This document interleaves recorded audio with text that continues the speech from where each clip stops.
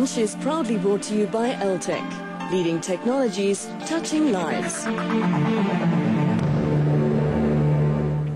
Well, joining me in studio right now is Mike Creighton. He's Executive Director at COFACE, and we're looking at the current situation in South Africa at the moment and how this is all affecting businesses. Thanks for joining us, Michael. The global risk aversion at a peak. We have the global scenario causing quite a bit of upset on the financial market scene. But that aside, on the local front, just yesterday we saw economic confidence dip, dragged down by worsening growth and inflation outlook and a weaker rand. On home ground, we don't seem to be doing much for our own case either. Yes, no, you're correct. And there are a lot of difficulties that we're facing in South Africa, and that's going to have an impact on the economy and on how businesses function moving forward. You know, we've had over the last 20 months a 4-point increase in interest rates, which will affect consumers and businesses who have borrowed money. It will affect demand on products. We have a large current account deficit. That is going to be potentially further worsened because of lack of foreign inflows that might come through as a result of an international recession. And then, of course, the power problems that we're experiencing is of major concern. It's affecting retail shops' ability to trade. It's affecting the manufacturing sector. And, of course, there's been shutdowns in the mining sector, which is being negatively affected by it. So with all of this, what does it mean for business? It means that businesses in South Africa are in for a tough time. 2008 is going to be a difficult year for businesses, and they are going to be affected by all of these factors that are playing around at the moment.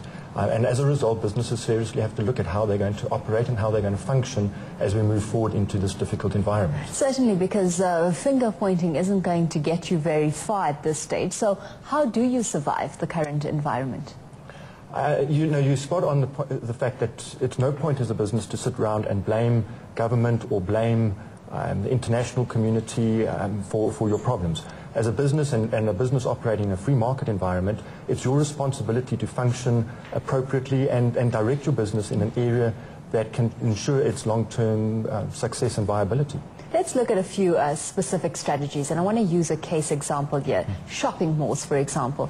Not only are they being affected at the moment by the electricity problem and the energy crisis that we're facing, but also by the higher interest rate environment with consumer spending on a slowdown. So what would be some of the strategies shopping malls, for example, could put in place to try and mitigate some of the risks and the downfalls here?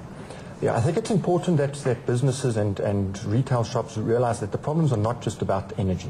That's obviously right in your face, so it's easy for people to blame that and look at that as the problem. But certainly the high interest rates will affect consumer spending at the various retail shops. So with taking that into consideration, businesses need to try and retail shops need to try and be creative in the way they function. So, you know, maybe to look at developing products that are suited or that people will be looking at buying during a period of an energy crisis.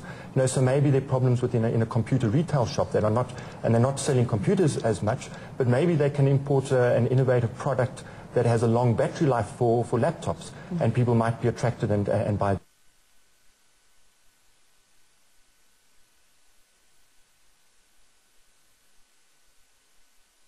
Place generators or whatever, and now they're saying that we are not affected by blackouts. And in a way, you've got, if your area is going to be out of power for 2 hours, you have an opportunity to actually attract customers who can't do anything at home or at their businesses. So I think this period requires creative management and creative strategic thinking. And if the owners get it right, they can actually make money during this period. And that's actually the key point, getting it right, because adapting here, actually, you know, it can't be done overnight. It takes time. How quickly can businesses really turn around to see effectiveness coming from these new strategies being employed? A lot of that depends on how creative the owners are, and also how long this problem is going to last for. The problem that you've got, if you sit back and say, well, I don't think it's going to last long, and it does last long, that can be the end of your business. So it's dangerous to sit back and say that you must wait. You also need to make sure that when you are doing something, you're doing the right things, and there's no point. In fact, they call it active inertia, where people do a lot, but it's actually the wrong the wrong stuff. You actually need to do the right stuff. And I think the environment now means that you must be creative. You've got to implement some changes quickly, but it's also got to be financially viable. Yeah. You know, to spend 300,000 Rand that you don't have for a 6-week period probably is not the answer. But if it's for 3 years, then maybe you seriously have to look at that type of expenditure. But then that's a very fine line to be walking now, because, you know, some are saying it's just a short-term glitch. So, you know, it's no point seeing an entire overall of the business and your business strategy, and the cost implications may not be worth it. On the other hand, you're saying it may be long-term. So, you know, where do you actually, how do you balance this? Sure. I wish it was an easy question to answer. You have to get balance, but you also have to, you know, the environment has changed to such an extent, and it's changing daily. One has to look and strategize about where one is wanting to direct one's business, and how does one fit into that environment. I guess it's like getting insurance, hey? Yeah, exactly. Okay, if we take a look at insolvencies this year, you're in the business of insolvency. How do you, what's your forecast in terms of insolvencies for this year?